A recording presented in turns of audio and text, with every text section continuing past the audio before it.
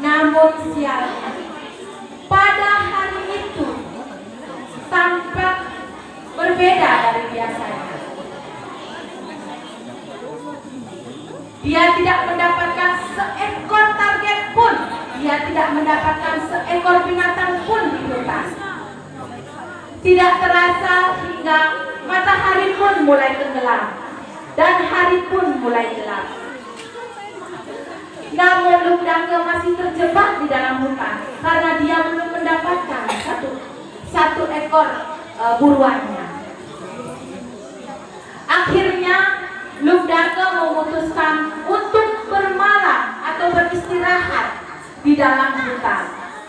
Di dalam hutan dia menemukan sebuah pohon bilang yang tampak tua namun kokoh di pinggir telaga dengan air yang tenang.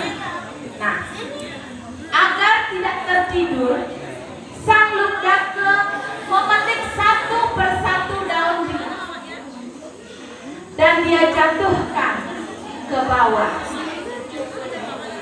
Daun tersebut mengenai lingga atau simbol pemujaan terhadap Dewa Siwa yang ada di bawahnya. Ia tak menyadari bahwa malam itu adalah malam Siwaratri, di mana Dewa Siwa telah melakukan yoga. Umat sedharma yang berbahagia, saat itu, dalam malam itu, sang Lugdake menyesali segala perbuatan yang telah dia lakukan, segala perbuatan-perbuatan jahat yang pernah dia lakukan semasa hidupnya. Dari atas pohon bilang, ia bertekad untuk berhenti menjadi seorang pemburu. Sejak hari itu, sang Lugdake beralih pekerjaan sebagai petani. Waktu berjalan, akhirnya Lugdake meninggal dunia di usianya yang sudah tua. Roh sang Lugdake setelah lepas dari jasadnya bingung tak tahu kemana. Para pasukan neraka kemudian datang hendak menjemputnya. Pasukan neraka berkata, "Wahai sang Lugdake, mari ikut saya ke neraka. Karena apa? Karena semasa hidupmu kau selalu berbuat dosa. Engkau sering membunuh binatang-binatang yang tidak berdosa di hutan. Seringkali kau mengabaikan mereka tanpa membawanya pulang. Namun pada saat yang bersamaan muncullah sang Dewa Siwa datang untuk mencegah pasukan itu.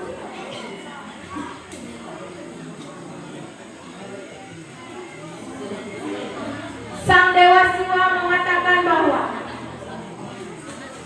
hai pasukan neraka, jangan kau bawa arwahnya Lugdake ke neraka.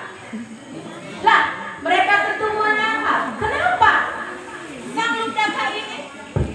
sang Lugdake ini selalu berbuat jahat dalam hidupnya. Nah, lalu sang Dewa Siwa berkata, pada suatu malam, saat malam Siwaratri, sang Lugdake bergadang semalaman suntuk dan menyesali dosa-dosanya di masa lalu, sehingga roh sang Lugdake berhak mendapat pengampunan. Akhirnya roh sang Lugdake dibawalah ke Siwaloka. Nah, umat sedharma yang berbahagia, dari kisah tadi bisa kita petik, bukannya kita berada di tempat ini semalam suntuk, begadang semalam suntuk, melakukan sembahyang 3 kali, itu akan menghapus dosa. Tidak. Dapat kita garis bawahi tadi, sang Lugdake pada saat malam itu melakukan perenungan,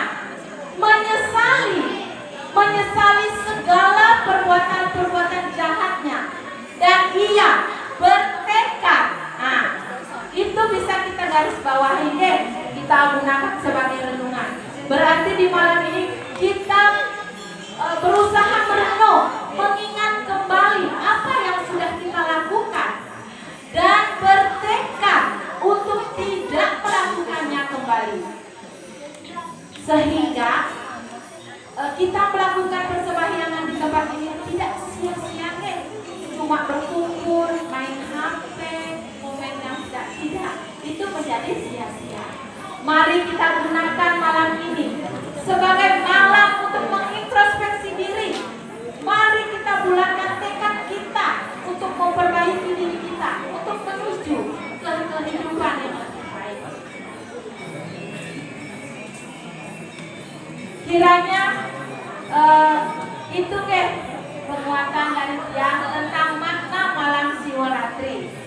Ya, terima kasih untuk waktu atas kesempatan yang telah diberikan kepada saya. Semoga apa yang saya sampaikan malam hari ini ada manfaatnya, walaupun sedikit, bisa dibawa pulang. Kita gunakan untuk renungan bersama. Terima kasih atas kesempatannya. Selamat melanjutkan malam renungan suci dan siang tutup.